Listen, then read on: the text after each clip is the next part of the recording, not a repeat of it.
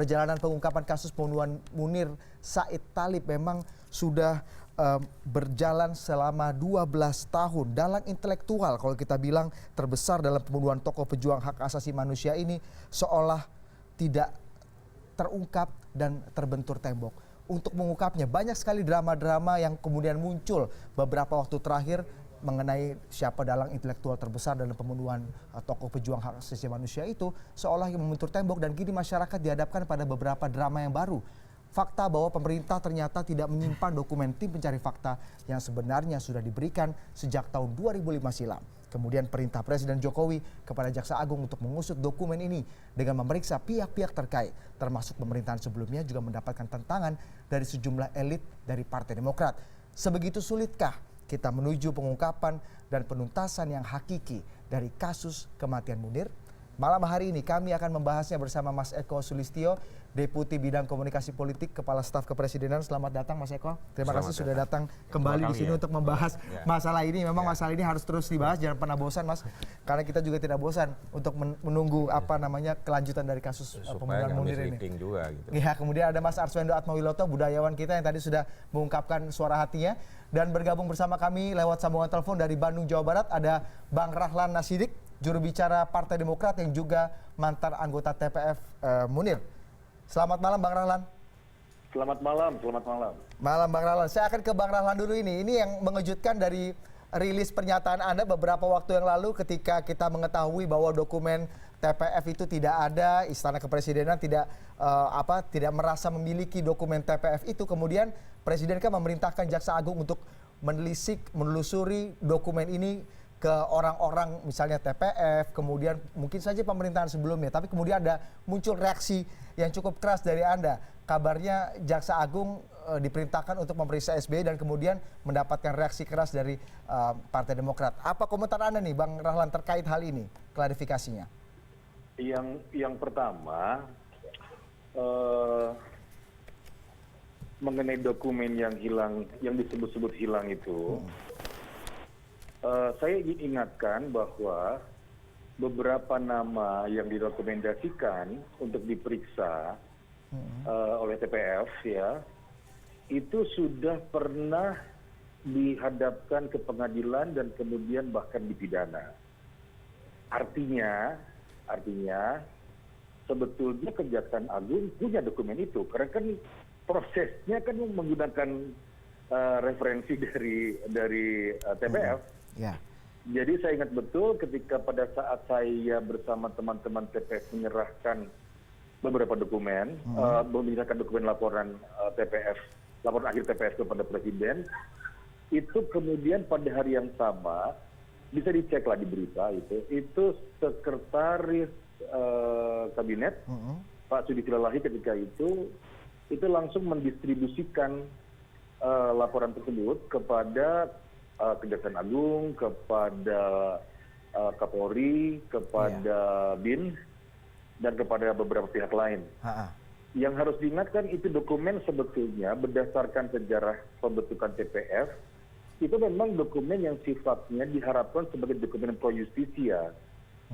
Artinya dokumen yang bisa digunakan sebagai dasar untuk pendidikan hukum. Baik, Bang Rahlan, sebelum kita masuk ke substansi itu Bang Rahlan, saya ingin Anda mengkomentari atau memberikan klarifikasi terkait dengan pernyataan Anda yang agak keras menganggap bahwa Presiden Jokowi memerintahkan Jaksa Agung untuk memerintah Presiden atau memeriksa mantan Presiden SBY. Kenapa begitu ketakutan gitu Bang?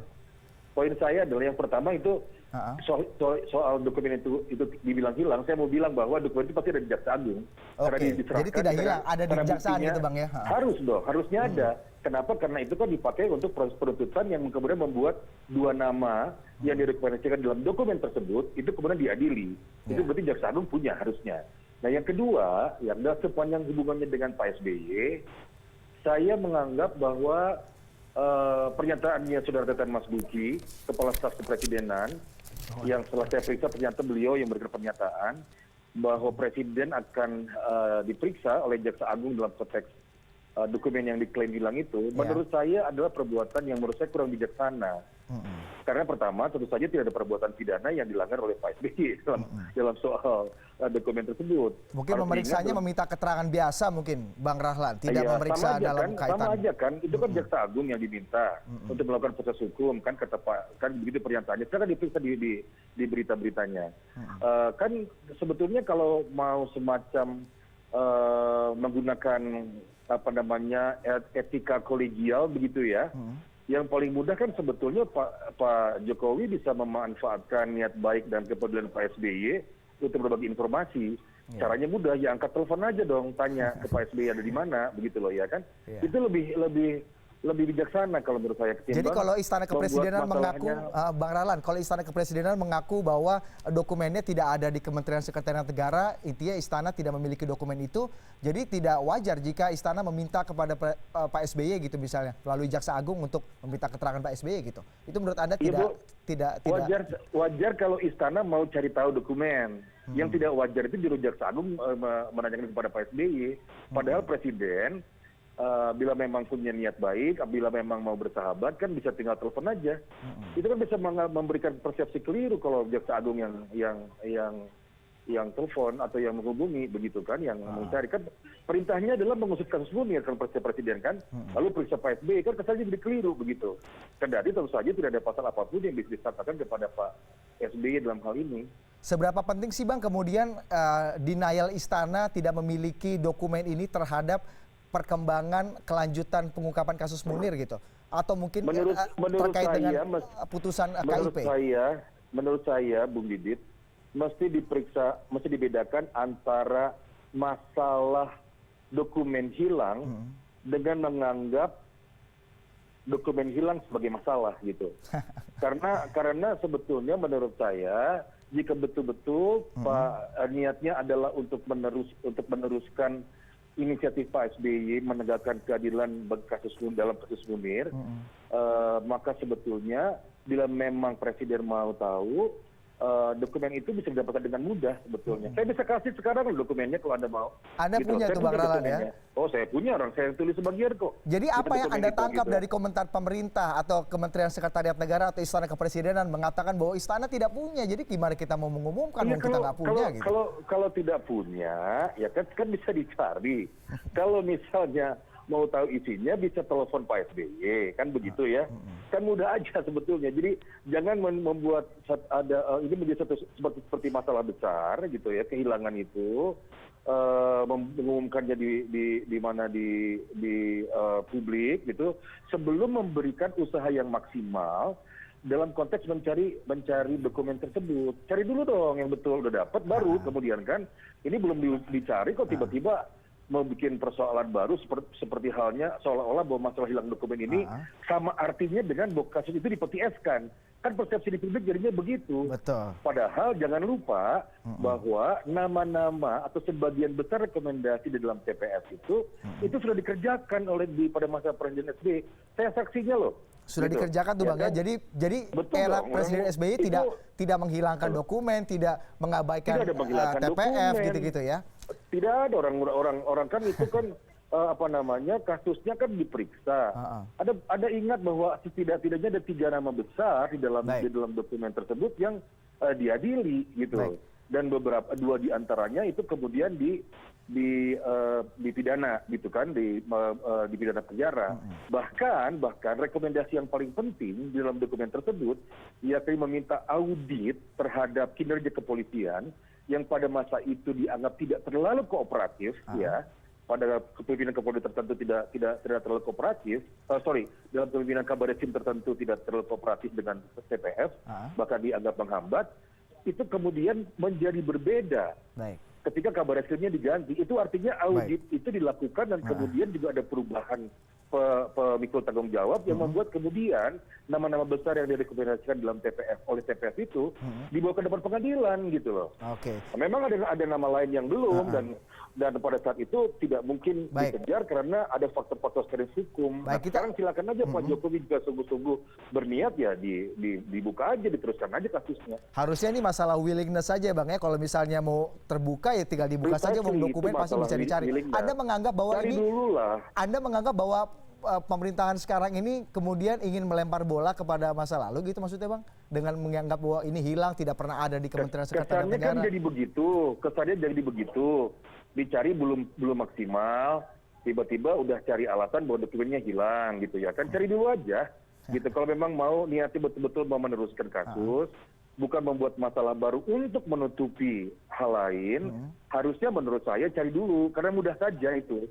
Bisa menghubungi TPF, juga bisa menghubungi, ya sekalinya saya bilang, bisa menghubungi saya bisa kasih itu dokumennya betul-betul. Gitu. Jadi, karena sekali lagi, sebagian dari dokumen itu saya yang tulis. Gitu. Baik. Saya tahu persis isinya. Jadi kesan yang Anda tangkap seperti itu ya Bang ya? Bahwa ini ada upaya kesan saya adalah Pak Jokowi atau sekurang-kurangnya Pak Teten Mas Duki menurut saya kurang bijaksana. Mas Eko, gimana Mas? Ini dianggap Presiden ibaratnya kurang elok lah memerintahkan Jaksa Agung untuk memeriksa pemerintahan masa lalu, terutama Presiden Republik Indonesia ke-6 Pak SBY, dan juga ini menganggap bahwa ke Bang Rahlan ini kan hal-hal yang sangat sepele sebenarnya. Kalau ada willingness harusnya bisa dibuka, bisa diumumkan, jangan dong lempar-lempar bola ke masa lalu gitu. Ya jadi gini, yang pertama perlu diklarifikasi bahwa tidak pernah Presiden menyatakan memerintahkan ya kepada Jaksa Agung untuk memeriksa Presiden SBY. Nah itu saya kira penting untuk ditegaskan. Tidak pernah tuh Mas ya, sekali lagi Presiden Jokowi tidak memerintahkan Jaksa Agung untuk memeriksa Presiden memerintahkan Jaksa Agung untuk kemudian menelusuri dokumen TPF ini. Karena ini kalau pada konteks masalah kan pasca putusan KIP ya, meskipun masih ada rentang waktu ya. Karena memang faktanya dokumen itu tidak ada di Sekretariat Negara, tidak ada. Nah, kenapa tidak ada ya? Nah, ini penting. Penting gimana tuh Mas? Nah, beberapa pejabat masa lalu kan juga sudah menyatakan ya. Kemudian di kesaksian juga menyatakan, misalnya Pak Yusril dan sebagainya. Sesnek ketika itu ya Mas ya? Nah, pokok masalah sebetulnya ini kebetulan Bung Rahlan juga menjadi anggota TPF ya saat itu. Nah, pokok masalah menurut saya adalah pada Kepres 111 2004 itu yang melegalisasi pembentukan tim TPF Munir itu. Karena kalau kita saya baca di situ, itu di keputusan nomor 3 itu jelas sekali bahwa TPF ini ruang lingkupnya adalah membantu tugas kepolisian untuk melakukan penyelidikan, ya, sifatnya adalah membantu. Sehingga ini semacam tim supervisi, karena pada saat itu kepolisian juga bekerja untuk melakukan proses penyelidikan dan penyidikan. Nah, kemudian pada keputusan nomor 8 itu bahwa tugas TPF itu langsung di bawah Presiden ya. Nah, kemudian di keputusan nomor 9 itulah yang kemudian pemerintah itu wajib mengumumkan kepada masyarakat. Kepada masyarakat. Iya, betul. Tapi sebelum kita sampai ke situ, kenapa itu bermasalah? Kenapa itu kemudian menjadi bermasalah? Saya nggak tahu pada saat itu ya. Iya. Kenapa maksudnya pemerintahan Presiden SBY tidak mengumumkan kepada masyarakat, itu maksud Anda? Kurang lebih begitu. Ya, dari Kepres yang tercermin di situ. Jadi gini, ini tidak untuk menyalahkan pemerintahan masa lalu. Iya. Artinya ini kan TPF yang dibentuk oleh pemerintah SBY, tentu dengan segala rasa hormat sudah bekerja dan sebagainya, dan kemudian ada proses hukum yang kemudian dijalankan. Tapi kan kemudian berhenti, tidak. Betul. Keputusan 9 tidak dijalankan kan. Padahal itu penyerahan itu setahu saya tahun 2005 kalau nggak salah ya. Jadi, 2004 dibentuk 2005. Tidak diumumkan pertama hasilnya, kemudian proses hukum ya, juga tidak berjalan. Karena apa? Tugas TPF ini hanya supervisi. Baik. Gitu loh. Tapi sebelum kita masuk ke substansi, kenapa kemudian proses kelanjutan dari pengungkapan kasus Munir ini apakah mandek, apakah tetap berjalan di tempat atau berjalan terus? Tapi yang paling substansi adalah dari perdebatan yang paling kekinian ini adalah kenapa istana begitu reaktif?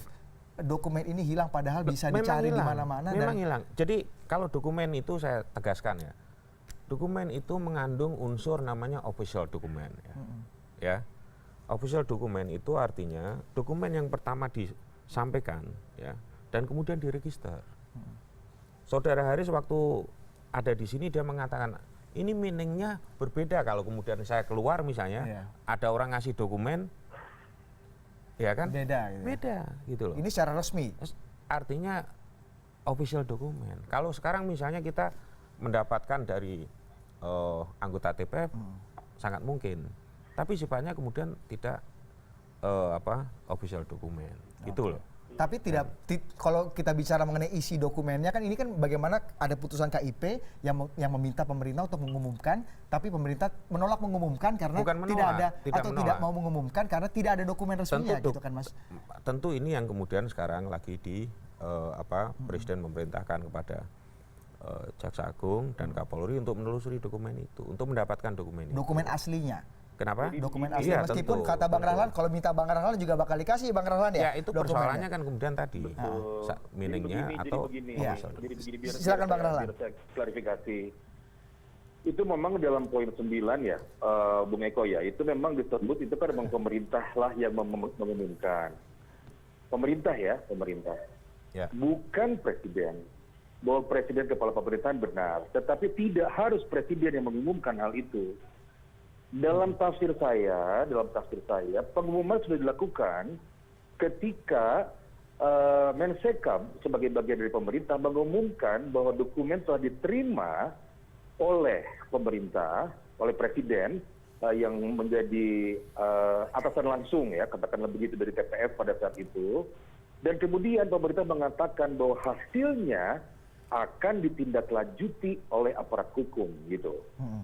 Apakah kemudian detail apa saja yang harus diumumkan oleh pemerintah mengenai dokumen tersebut ditetapkan di dalam Kepres? Kan tidak, ya. Dokumen itu hanya meminta agar sekali lagi ya, rekomendasinya adalah beberapa nama diperiksa gitu. Untuk berdasarkan fakta-fakta yang ditemukan oleh TPF pada saat itu. Dan saya ingin tegaskan ulang bahwa nama-nama tersebut setelah Mensekap mengumumkan bahwa dokumen telah diterima akan diteruskan kepada aparat hukum, itu telah dilakukan dan kemudian nama-nama tersebut telah diperiksa, bahkan 3 diantaranya telah dibawa ke depan pengadilan. Gitu. Tapi tetap tidak diumumkan kepada publik seperti yang tertuang atau dalam diktum dalam Kepres itu ya Bang. Pengumuman publiknya adalah vonis dari orang-orang tersebut gitu. Jadi sekali lagi saya bilang ya bahwa pengumuman itu menurut saya dalam tafsir saya telah diumumkan manakala pemerintah mengatakan dokumen telah diperiksa dan akan menindaklanjuti isi dokumen tersebut. Namun ya pada saat itu memang pemerintah sebagai eksekutif saya kira akan mengalami kesulitan untuk menyebut nama per nama di dalam dokumen tersebut gitu. Ya. Kenapa? Karena ada yang namanya presumption of innocence. Yang paling baik adalah menyerahkannya kepada aparat hukum dan meminta agar aparat hukum bertindak menindaklanjuti rekomendasi yang telah disampaikan oleh TPF. Dan itu sudah dilakukan oleh TPF loh. Oleh kepolisian loh. Nah, poin saya adalah ya kan mari kita berhenti membuat masalah baru gitu. Masalah utamanya yang harus diberi perhatian yakni bahwa ada pihak setidaknya 2 nama di dalam dokumen TPS tersebut yang sampai hari ini dikarenakan problem teknis di dalam pengadilan ya, itu yang membuat kemudian nama-nama tersebut tidak bisa diperiksa gitu. Siapakah nama-nama tersebut Bang? Kita akan jawab nama-nama tersebut siapa dan seberapa penting kemudian pemerintah, masyarakat juga mengetahui apa sih isi dokumen ini untuk kemudian membuka tabir kasus pembunuhan Munir ke depannya. Kami akan segera kembali usai jeda berikut ini.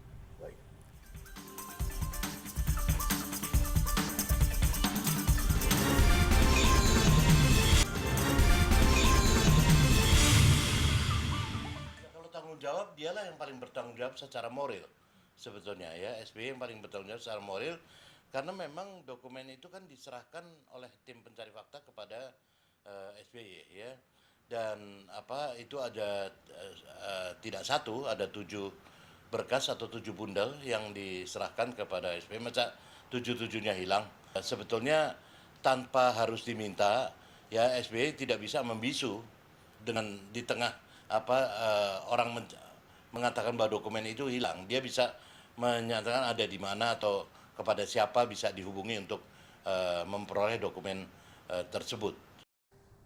Sebelum saya akan ke Mas Arswendo untuk menanyakan ini dari perspektif budaya, saya akan ke Bang Rahlan dulu. Bang Rahlan, kalau kita melihat kan tadi yang seperti dipersoalkan oleh Mas Eko dalam Kepres 111 tahun 2004, dikatakan dalam ayat ke-9 kalau tidak salah Mas Eko ya, itu pemerintah harus mengumumkan kepada masyarakat. Kemudian hasil penyelidikan TPF yang kemudian ada 7 bundel tadi kalau kata Bang Hendardi itu harus diumumkan kepada masyarakat untuk akuntabilitas publik. Tapi kemudian dipersepsikan atau diinterpretasikan oleh pemerintahan PSBY dengan apa yang tadi Anda jawab. Kenapa kemudian tidak diungkapkan saja menurut dengan Kepres ini? Kan berarti seperti melanggar apa yang sudah ditandatangani oleh Pak SBY sendiri gitu, Bang Rahlan.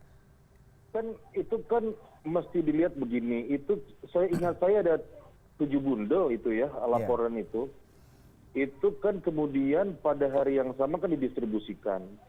So it was an ongoing process gitu, itu satu proses yang masih sedang berlanjut. Anda nggak bisa sebut bahwa penyelidikan itu sudah berakhir ketika dokumen itu diserahkan, karena kami masih ada beberapa rekomendasi. Dan bahkan di dalam rekomendasi kami di dalam laporan TPF itu kami meminta agar Presiden memperpanjang TPF itu untuk ketiga kalinya, kan 2 kali perpanjang tuh, 3 kalinya. Nah, itu tidak diberikan perpanjangan ketiga itu. Tetapi dokumen tersebut diserahkan kepada aparat hukum dengan perintah untuk ditindaklanjuti gitu ya. Dan itu masih berlangsung proses saat itu. Jadi di sini akan ada tafsir hukum tentang kapan itu boleh diumumkan sebetulnya gitu. Namun sekali lagi yang namanya nama-nama di dalam dokumen tersebut, rekomendasi di laporan kami tersebut itu sebagian besar sudah ditindaklanjuti, termasuk juga permintaan kami agar ada audit terhadap kinerja kepolisian. Itu sudah dikerjakan, yang buktinya adalah ketika proses itu mengalami percepatan ketika Pak Bambang Hendra Soedanuri menjadi Kabar Eskrim. Gitu. Nah, jadi poin saya sekarang mari kita bicara tentang hal yang substansial. Ya. Pak SBY saya dalam 1-2 hari ini akan mengeluarkan pernyataan mengenai hal tersebut, mengenai dokumen tersebut, ya kan? Dan bagi saya sebetulnya yang menjadi inti dari public outcry saat ini ya adalah bahwa dibutuhkan energi baru, komitmen baru terhadap dalam penyelidikan kasus Munir, penuntasan kasus Munir, meneruskan inisiatif yang dilakukan oleh Pak SBY, dan itu diharapkan energi itu, komitmen itu datang dari Pak Jokowi. Jadi apabila sekarang Pak Jokowi kemudian membuat persoalan dengan bilang, wah saya nggak bisa ngomong karena dokumennya hilang, buat saya itu bukanlah hal yang substansial, karena sekali lagi ya Kejaksaan Agung pasti punya. Kenapa buktinya dia Kejaksaan pasti punya? Kejaksaan Agung pertama diberikan dokumen tersebut, dan kedua beberapa nama yang direkomendasikan dalam dokumen TPF tersebut itu telah dibawa ke depan pengadilan. Artinya dokumen jadi sangat tidak substansi komentar dari Istana Kepresidenan yang mengatakan bahwa dokumen itu hilang sehingga tidak bisa diungkapkan, atau mungkin kasusnya masih dipending atau apapun alasannya itu karena dokumen hilang itu tidak substansi menurut Anda ya, Bang? Kalau saya sungguh-sungguh mau meletakkan perhatian pada substansi persoalan, sebelum saya menyatakan itu dokumen itu hilang, ya kan, ada baiknya dokumen itu dicari lebih dahulu. Gitu loh. Maksud saya bisa tanya kepada Kejaksaan Agung, bisa tanya kepada Kapolri, pasti ada. Itu kan pemerintah, dan pemerintahnya pemerintahan Jokowi. Meskipun di Seknek tidak ada, meskipun di Seknek itu tidak ada. Kalau kata Mas Eko itu official dokumen yang harus dipertanggungjawabkan juga oleh ada registernya. Dokumen tersebut sekali lagi itu diteruskan kepada para aparat penegak hukum, karena itu bukan satu kasus yang harus diperiksa gitu. Baik. Jadi kita bikin perbandingan, mana lebih baik biar dokumen itu diumumkan, tapi tidak ada penindakan hukum, tidak ada penegakan hukum terhadap nama-nama yang direkomendasikan, atau lebih baik dokumen itu diserahkan langsung dan kemudian nama-nama yang direkomendasikan mendapatkan pemeriksaan. Kalau publik senangnya diumumkan dan juga ada penegakan hukum juga gitu. Jadi semuanya happy, apalagi ada putusan dari KIP. Baik. Bagian penegakan hukumnya sudah ada. Sekarang silakan diumumkanlah oleh presiden yang baru. Kalau perlu, saya bisa kasih ke Teten atau ke Mas Eko dokumennya. Saya sudah hubungi Pak Teten dan saya bilang kalau diperlukan saya bisa kasih. Baik. Bang Rala, saya akan ke Mas Arswendo. Mas Arswendo, kalau kita melihat ini drama baru sebenarnya. Di luar yang kita bayangkan, ada keputusan dari KIP yang menginginkan pemerintah untuk membuka hasil TPF, which is kita juga ingin tahu siapa sih kira-kira seberapa bahaya sih dokumen TPF ini katanya membuka tabir dalang pembunuhan Munir. Tapi ada drama-drama seperti ini. Seberapa penting sih kemudian dokumen ini ada atau hilang, dan seberapa penting pemerintah mengumumkan ini untuk publik kalau sendiri? Diperintahkan mengumumkan, ya diumumkan. Apa susahnya sih tinggal begitu aja? Bukan, saya mikirnya gini, saya masih percaya bahwa hubungan mungkin antara Pak Jokowi dan Pak SBY nggak sedramatis inilah. Dan kalau Pak Jokowi misalnya memerintahkan Jaksa Agung, ya semestinya lah. Misalnya dia memerintahkan Mukidi kan dia enggak.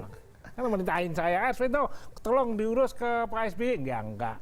Ini orang-orang ini membuat drama aja. Ya orang-orang sekitarnya yang bikin Bung Rahlan tadi dengan bahasanya tadi bikin ruwet gitu loh. Ya. Karena Jaksa Agung itu sekali lagi adalah ikon dari otonomi dari otoritas hukum pidana. Ya. Ada jauh lebih perbuatan lebih beretika sebetulnya, yaitu dengan ini kita nggak bicara, kalau kita bicara Bung Rahlan, kalau kita bicara etikanya ya bisa dari subjektivitas masing-masing. Ini ada seorang Munir yang meninggal sekian lama dan masyarakat tidak puas. Lah ini jauh lebih penting daripada yang fotokopi siapa yang ini menurut saya. Mas Ars, ini yang lebih substansi itu kalau kita melihat hilangnya dokumennya, atau sebenarnya lebih penting untuk dibuka kepada publik, atau seperti apa gitu sih? Ya ini kita tali ulur aja, ya nggak di saya, nggak di kamu, di sini lah. Bukan ini dramanya memang untuk mengulur-ulur waktu menurut Anda? Menurut saya ya, supaya yang satu merasa dicurigai lah. Ini di zaman saya kok kayak begini, yang satunya merasa loh. Ini jalur saya mau begini, udahlah kita duduk, ya sudah duduk sebetulnya. Ini diurusin aja. Tadi ada dokumentasinya bisa didapat di mana-mana. Sekarang di internet sudah bisa. Nah, sekarang yuk kita bekerja seberapa jauh sih ini, misalnya diumumkan, atau nama siapa sih, masyarakat juga dalam tanda petik mengkira-kira juga udah bisa, Bud. Jadi tidak terlalu mengagetkan sebenarnya gitu. Iya, nah ini gini loh, Bud. Seorang Munir, kita kan ngomongin aja di sini, Bud. Iya. Bayangin Mbak Suciwati, bayangin anak-anaknya. Betul. Dan penderitaan kita untuk bagaimana kita kayak keberanian kayak begini ditegakkan ini jauh lebih pokok daripada yuk siapa yang ini Bung Iko apa Bung Budi apa Arswendo yang mau ini nggak ada hubungannya. Tapi ini ada kesan melempar beban ke masa lalu nggak, Mas Ars, kalau menurut drama politik baru ini? Nggak terlalu, kecuali kita peka bahwa yang masa lalu ini kok kita diseret-seret lagi ya bilang aja enggak, sekarang sudah jelas ininya begini, selesai. Ya masa lalunya juga terlalu sensitif menurut Anda? Sama sensitifnya. Oke. Enggak, sebetulnya ya, yang memulai masalah ini adalah istana. Saya kira itu kepala staf kepresidenan, baca di Tempo deh, dengan tegas mengatakan, oh ya presiden akan diperiksa, presiden ke-6 itu oleh Jaksa Agung gitu. Itu kan memberi kesan keliru, dan Anda bisa periksa ya, bagaimana di media sosial.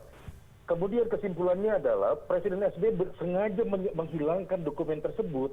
Itu kan ada urusan nama baik. Enggak, kalau di media sosial Bung Rahlan, tembak aja siapa yang ngomongin gitu, tinggal siapa yang misalnya. Tapi memang kenapa sampai dokumen itu tidak ada di istana kepresidenan itu bagaimana ceritanya itu, Bang Rahlan? Bung Arswendo, damage has been done. Ya, dengan kekeliruan pernyataan di pihak istana itu, ya kan? Ada orang-orang yang kemudian dianggap khususnya Pak SBY dianggap memetieskan. Yang saya mau klarifikasi dengan pernyataan saya itu adalah yang substansial itu adalah meneruskan kasus Munirnya itu, gitu loh.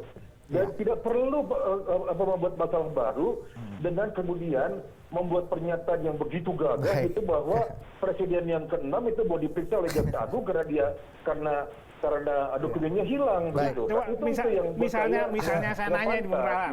Misalnya yang ngomongin itu siapa? Orang istananya siapa? Tujuh aja bahwa itu ternyata tidak benar. Sudah dituju tadi oleh Bang Rahlan. Ya siapa namanya ngomong di mana? Udahlah. Di dalam laporan Tempo.co itu kan Pak Teten, Kepala Staf Kepresidenan yang bicara seperti begitu. Iya. Ya, kalau saya masa saya harus diem aja. Saya inisiator dari pembentukan TPF Munir. Saya tahu duduk perkaranya. Saya punya perasaan, punya insting bahwa ketika ini diangkat soal dokumen hilang ini membuat kasus tidak bisa teruskan, ya saya nggak bisa terima dong. Iya kan?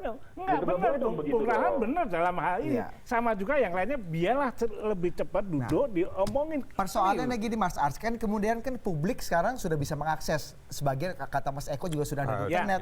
Saya yakin perangkat negara juga sudah akan pasti mencari, pasti dapat itu dokumen. Kalau nggak telepon Bang Rahlan. Bahkan gambarannya yang ditutup-tutupin tadi, udah masyarakat udah tahu. Jika pemerintah misalnya dokumen resmi, official dokumennya memang tidak pernah ditemukan di Istana Kepresidenan, tapi kan memang dokumennya secara substansi bisa dicari, bisa didistribusikan juga. Apakah pemerintah akan melaksanakan dengan segera putusan KIP ini untuk mengumumkan ini? Enggak, saya kira ada dua hal ya. Punya keinginan itu enggak? Satu memang pemerintah atau presiden punya komitmen untuk menuntaskan kasus Munir. Nah, ini yang sekarang dirancang untuk masuk di dalam bagian dari percepatan kebijakan di bidang hukum.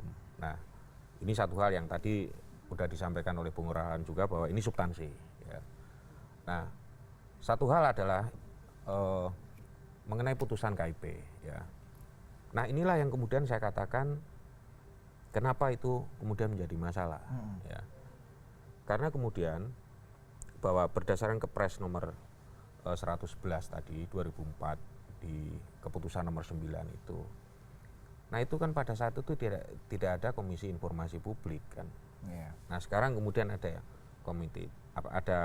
komisi itu dan KIP. Kemudian kontras sebagai pemohon juga mengacu pada Kepres tersebut. Makanya kemudian saya katakan bahwa saya tidak ada upaya untuk misalnya menyalahkan pemerintahan masa lalu. Tetapi mungkin pada saat itu ada semacam karena di dalam, kalau kita pelajari sendiri di dalam Kepres ini itu kayak ada semacam kontradiksi ya. Karena di putusan nomor 3 tadi bahwa ruang lingkup tugas dari TPF ini hanya untuk membantu tugas kepolisian dalam melakukan proses penyelidikan. Jadi ini bukan pro justisia. Nah, makanya tadi Pak Bung Rahlan mengatakan bahwa dokumen itu kemudian diserahkan kepada pihak. Silakan diklarifikasi Bung Rahlan.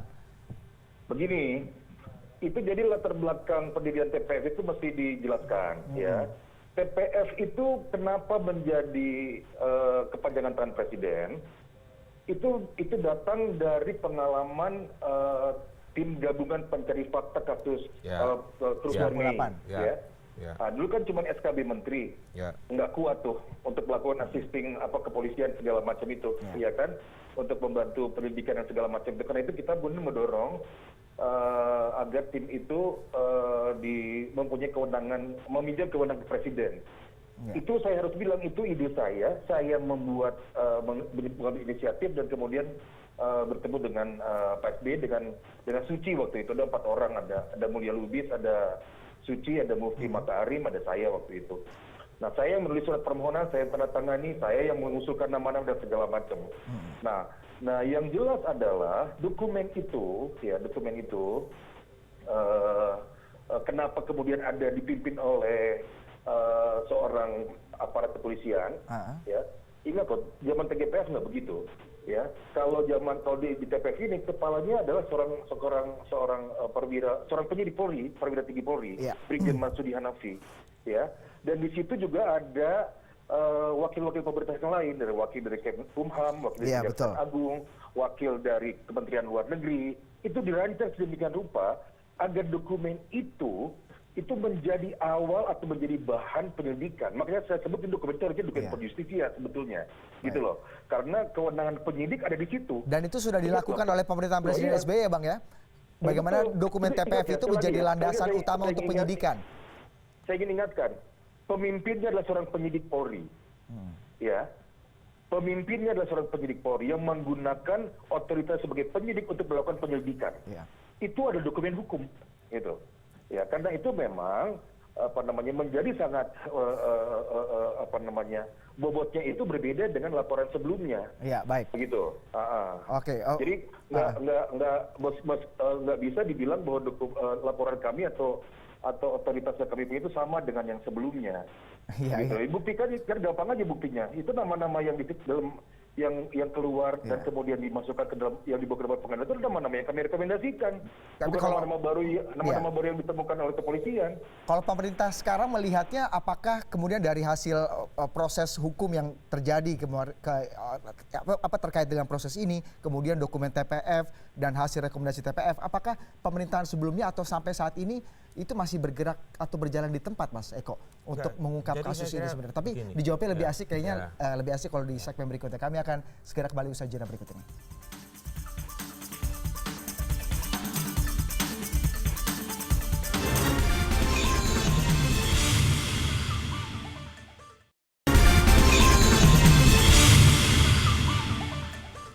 Menariknya di saat kita melangsungkan dialog ini, mantan Presiden Susilo Bambang Yudhoyono mulai bereaksi terhadap polemik yang tengah bergulir terkait dengan dokumen TPF kasus Munir yang kabarnya hilang atau dihilangkan atau memang tidak ada di Istana Presiden.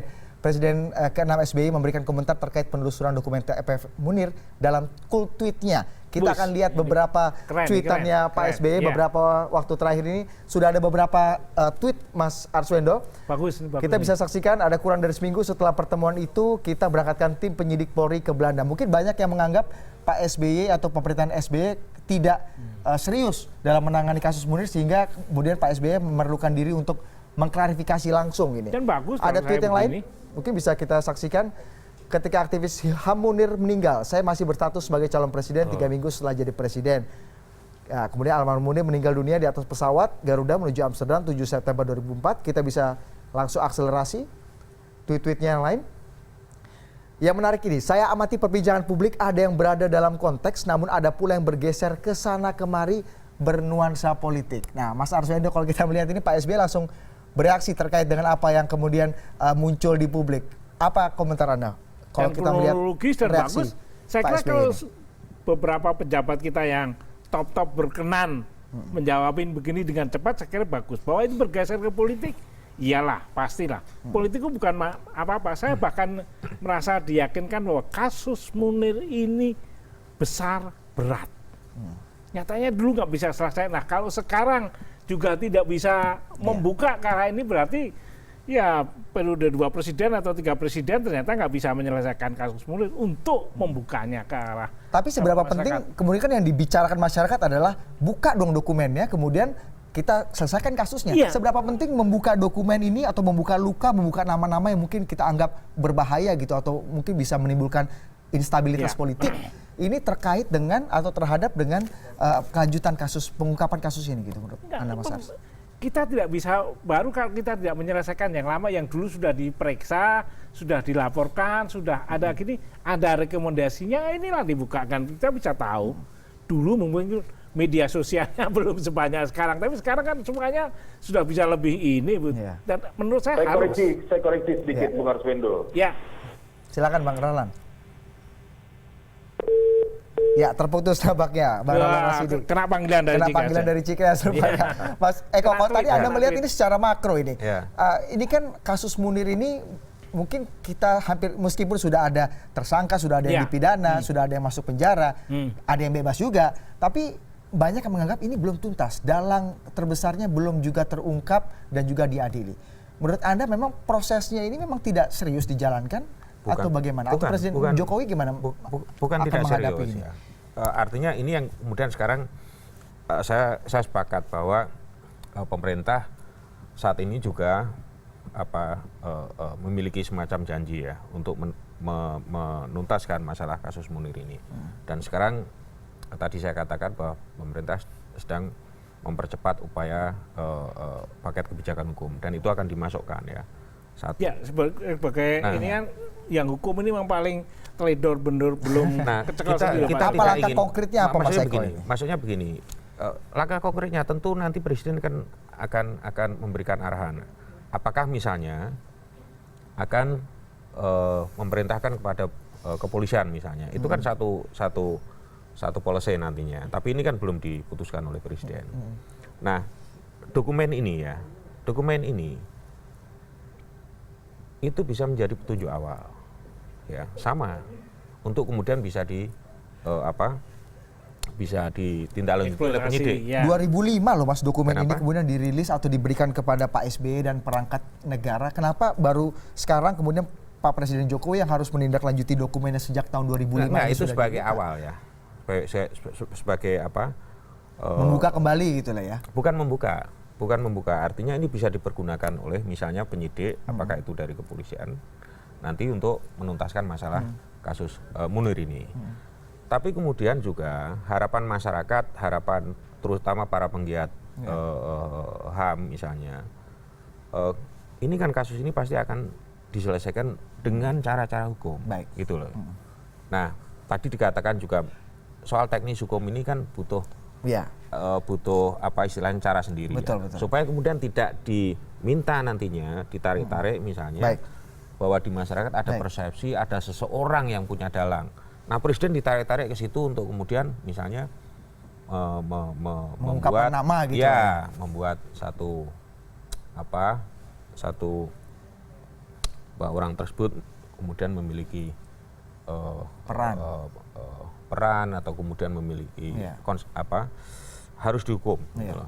Nah, ini yang tidak harus dihukum, ngomongin prosedurnya ini yang direkomendasikan ini kemudian diperiksa lagi. Itu nanti pasti penyidik. Iya. Tapi pastinya Presiden Jokowi akan berkomitmen untuk melanjutkan dan menuntaskan kasus ini, termasuk menjalankan perintah KIP untuk mengungkapkan dokumen ini, Mas? Ya tentu. Tapi ini kan persoalan lain ya.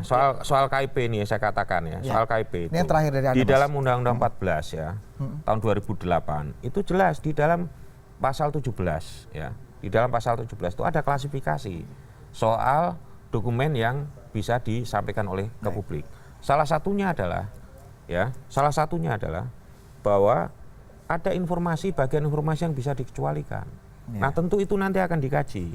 Mana yang kemudian akan punya konsekuensi untuk dikecualikan, khususnya yang menyangkut soal dokumen penyelidikan dan penyidikan. Jadi masih dipertimbangkan apakah akan diumumkan atau tidak, dan kondisinya saat ini dokumennya hilang, Mas Arswendo, tidak ada di istana kepresidenan. Jadi mungkin sambil dicari-cari dokumen resminya ya, karena memang yang bisa diumumkan yang resmi. Yang terakhir, Bang Rahlan Nasidik, ada konklusi dari Anda terkait hal ini, apakah betul memang misalnya Anda memberikan beban yang cukup berat kepada Presiden Jokowi untuk melanjutkan kasus ini gitu, sehingga beban yang harusnya memang tidak ditanggung Presiden Jokowi ini menjadi sangat berat gitu, Bang Rahlan, singkat dari Anda. Iya kan nggak ada dong inisiatif untuk begitu ya. Tapi kan di dalam demokrasi ada yang namanya continuity and change, ya kan. Kalau yang belum selesai diselesaikan dong, ya kan. Nah, jadi poin saya adalah begini, di bawah pemerintahan Pak SBY, kami TPF sudah bekerja, kepolisian sudah bekerja. Infrastruktur sudah dibangun, sekian nama sudah dipidana, ya kan. Nah, sekarang Pak Jokowi tinggal meresmikannya saja, gitu. Dengan cara apa? Dengan cara melakukan apa yang dianggap penting untuk memastikan bahwa dalang dari kasus Munir itu bisa ditemukan dan kemudian dihadapkan ke depan pengadilan yang bebas dan tidak berpihak. Mudah-mudahan. Dan Pak SBY jika diinginkan untuk dimintai keterangan atau dimintai pendapatnya terkait hal ini, mau ya Bang ya, untuk urun rembuk juga ya, membantu Presiden Jokowi. Kan beliau warga negara yang baik, terbukti lah soal gitu ya, nggak pernah intervensi hukum apapun pada masa pemerintahan Pak SBY. Cuma sekali lagi yang saya kritik adalah soal etika. Nah, saya juga nggak tahu apakah ini memang Pak Jokowi yang nonton begitu atau ini memang ketanggungan dari pihak istana di dalam menjawab pertanyaan wartawan. Yang pasti adalah kerugiannya ada di pihak kami, di pihak Pak SBY. Gitu. Baik, terima kasih Bang Rahlan. Mudah-mudahan apa yang kemudian kita perbincangan malam hari ini bisa menjadi titik tolak untuk bagaimana kasus Munir ini harus diungkap, harus diselesaikan sehingga bukan hanya dalang yang ketemu tapi juga masyarakat bisa lebih lega bahwa kasus pelanggaran HAM ini memang betul-betul ada niat untuk dituntaskan. Terima kasih sekali lagi Mas Eko, terima kasih Mas Arswendo atas perbincangannya malam hari ini. Terima kasih Bang Rahlan atas perbincangannya.